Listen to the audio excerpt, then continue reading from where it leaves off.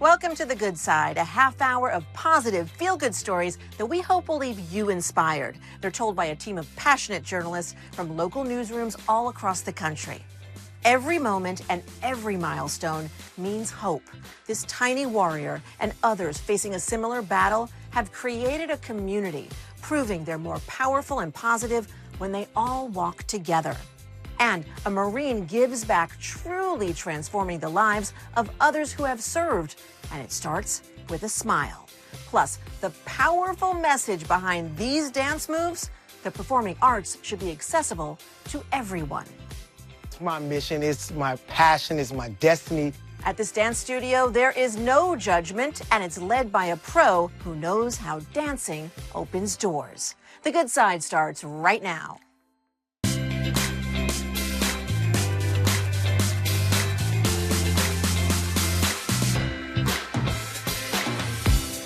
Hey there, I'm Debra Alfarone. When your child has a condition so rare that only around 300 people share it, finding community becomes everything. I want to take you to an event that is more than a fundraiser. It's a place where families can see they're all in this together. 30 seconds to go. All right, runners, take your marks. And there we go, folks. Run for MWS 5K is officially underway. These runners all have something in common. They care about someone with a rare genetic disorder called Mowat-Wilson syndrome, or MWS. When we first heard about this syndrome, you hear there's 300 kids at that time that had it, and you just are completely astonished. Doctors diagnosed Joy Pachuki's son Hayden with MWS as a baby. Originally, he had a lot of breathing issues until he learned stability. That continues today. So he was delayed in everything. He does have a walker that he is learning to take steps. Most kids with Mowat-Wilson are walking sometime between the ages of 6 and 8 on average. So we are very hopeful that that milestone is coming soon. The disorder can affect each child differently. Adam Batchelor is the vice president of the Mowat-Wilson Syndrome Foundation. If you're someone who has an MWS diagnosis, it probably means that you have some level of intellectual disability and physical disability. It also, very typically results in epilepsy, speech and language disorders, in some cases heart defects, brain anatomy issues. Adam says MWS is a relatively young disorder. Doctors first identified it in 1998. He's here at this park in Frederick, Maryland, with his 9-year-old daughter, Harper. She has MWS. More than 120 runners and walkers joined the race. Even pups ran to support Harper, Hayden, and other children with it. We're out here running for the MWS Foundation today to do a couple of things. With such a small community of folks diagnosed with the disease, it can be extra hard for us to fundraise. Maybe even more importantly, we're here to raise awareness and show this community and everybody here in the region that there are folks in your community with MWS who would love your support and attention and affection and understanding. Runs like this one are happening across the country. This is Joy's 5th since her son's diagnosis. These kids, in my case, my daughter, are just the most special, incredible, loving people you could ever imagine. If you have the opportunity to meet someone with MWS or a family member of theirs, get to know them, ask them about the diagnosis, find out more. We have learned from those other families, and we've learned a lot from Hayden. Hayden's development is significantly delayed. He does not talk to us, but he does communicate, and he does make our family very happy, and we are so blessed that he is the youngest in our family. So really, he is the one that is teaching his siblings so much about life, and we're just so happy to have him. Having a community is so important. A Marine in Missouri pivoted his career path to help others who have served. He's still leading a platoon, but this time around, the ranks are filled with dental students. The Good Side's Cameron Bopp shows us how he's accomplishing his mission one smile at a time. Tilt your head back for me. Open. The chair. Stick your tongue out at me, please. The tools. You know exactly where this is. It'll be like getting a new denture again. But this appointment is about more than just a cleaning. For Lenny Thomas, it's about rebuilding what he lost. I had an issue with some of my medicines that I took that took care of my teeth over span, I guess, 3 or 4 years and just rotted them out. Today, he's getting his bite back. Years ago, he was tracking battlefields from above. Aerial photography and maps, did aerial reconnaissance in the Army. Now, students study his smile with the same precision. It's night and day, it changes your whole face. The clinic's called Dentures for Veterans, and it's led by a Marine turned mentor. I flew almost 1,000 missions in I Corps in Vietnam. Calls my bunch of students by platoon. Dr. Herbert Silva trains future dentists to serve those who have already served us. They'll bond with the student. That student then will come up with their diagnosis, their treatment plan. The veterans need treatment. The students need to get check marks. But check marks don't capture the transformation. It feels like I'm truly making a difference in just their personal lives, transforming their smiles. It's a good experience for the students, terrific experience for the veterans. And for Lenny, a new denture means more than just function. It's a night and day difference. I mean, just looking at me. Whether it's the families of the veterans, the spouses of the veterans, you know, hey, he looks 20 years younger, or hey, I can understand my dad now. Does that work now? For Silva, it's a different kind of mission, but every bit as meaningful. And certainly Lenny deserves that great smile. Moving into your first place on your own is a big deal. For young adults aging out of foster care, it's even bigger and more difficult to do. A new neighborhood in Augusta, Georgia is making that transition easier, not just to their new home, but to their new life. It's a community made of tiny homes made for these young adults who would otherwise be dropped from their support system when they turn 18. The houses are the creation of Bridge Builder Communities. The organization is also helping their new residents find purpose and a place to belong by exposing them to different career opportunities.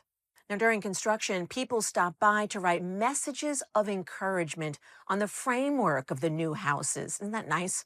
They say it's all about giving these young adults everything they need so they can spread their wings and fly. Coming up on the good side, they are buddies for life. If it wasn't for this boy right here, I don't know if I'd be here talking to you today. This canine officer and his handler are ride or dies. Their bond so strong, it inspired a new children's book. You're watching The Good Side. We'll be right back.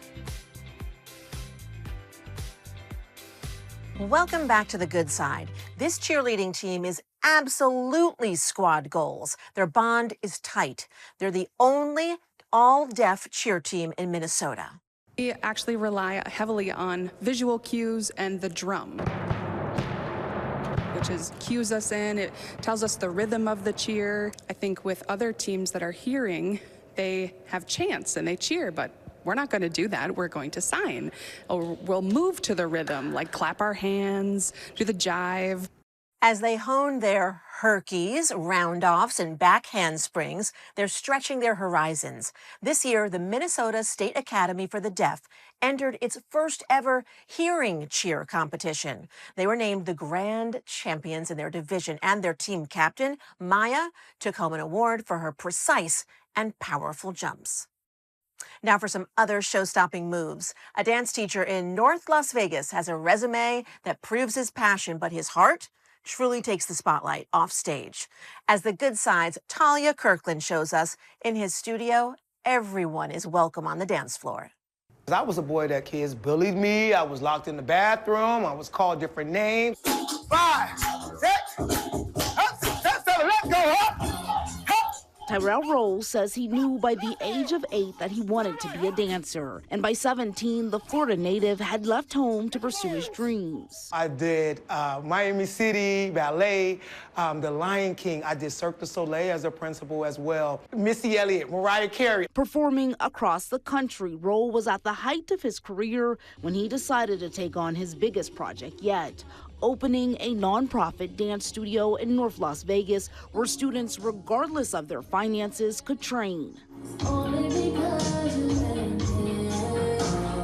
It was my mission, it's my passion, it's my destiny to be able to reach young boys and girls and give them a platform and give them a place, a safe place to be able to express themselves through the arts. The studio opened in 2016 with just a handful of students. By 2024, the city of North Las Vegas awarded Studio 305 with a $150,000 grant to expand programming, and now 10 years later, classes are full. We also get a lot of amazing opportunities opportunities. Like we get to go to competitions and do big showcases.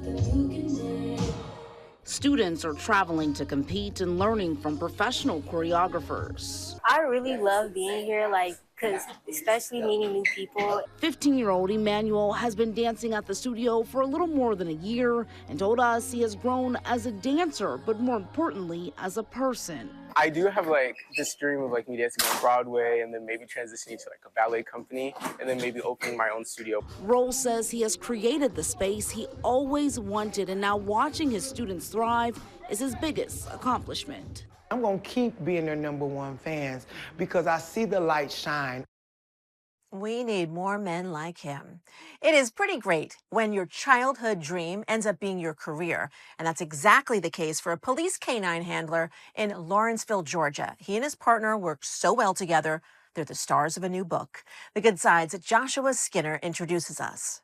Corporal John Hart and his partner did not always see eye to eye. In all honesty, Max and I did not get along at first. But Max, the high-energy Dutch Shepherd mix, had met his match in Hart, a 5-year veteran with childhood dreams of working on a canine unit. Most kids were watching Nickelodeon and SpongeBob, and I was in my room watching Cops, but when my parents came in, I turned to Animal Planet or something really quick. Like Turner and Hooch, the two eventually became trusted partners over the next 4 years. Still, Hart was surprised when he was approached by a retired cop and children's author to be the focal point of a new book, A Night on Patrol. Honestly, this whole thing was kind of a blur because I was not expecting it at all. A Night on Patrol follows Hart and Max as they make various encounters with children in Lawrenceville, ultimately leading to Max helping find a lost child. All proceeds go to the Georgia Police Canine Foundation, and the book is marketed towards younger children. I was thinking 3 and up, to where they start to understand feelings and emotions. What doesn't make the book are some of the more serious stories, like when Max stopped a gunman at a traffic stop near Highway 316. He pulled a firearm from his waistband and started turning around and pointing the firearm at me. At that time, Max luckily got to him before he was able to fire off any rounds. Truly, a man's best friend. I can definitely say that if it wasn't for this boy right here, I don't know if I'd be here talking to you today. Now partners in publication. People say they're just another tool on your belt, but yeah, it's a pretty cool tool to have. Well, a police canine in Iowa has a different role. Carl the canine calms nerves, and he's just as important. Who's a good boy? Who's a good boy? Carl is trained specifically to bring a calm presence to a chaotic situation. Carl is a crisis canine. He's on standby to help officers deal with the daily stress of their job. Canine Carl is also dispatched in the community to help during traumatic situations. Really enforcing the saying, it's okay to not be okay, and making people more comfortable to speak out. Even if they're not willing to speak out, just having that calm partner and friend next to them can really make a difference. The comfort Canine Carl brings to the force has special meaning. He's named after fallen Carlville Police Sergeant John Carl Williams. The department says naming Canine Carl in his honor is a small way to keep his legacy going. Well, coming up on The Good Side, at 95 years old, she's turning over a new leaf, and we mean an actual leaf. Oh, I was absolutely blown away. You can't imagine. So how do you get a newly discovered plant named after you? Decades of tireless dedication and a team who knows the value that you bring to the table each day. You're watching The Good Side. We'll be right back.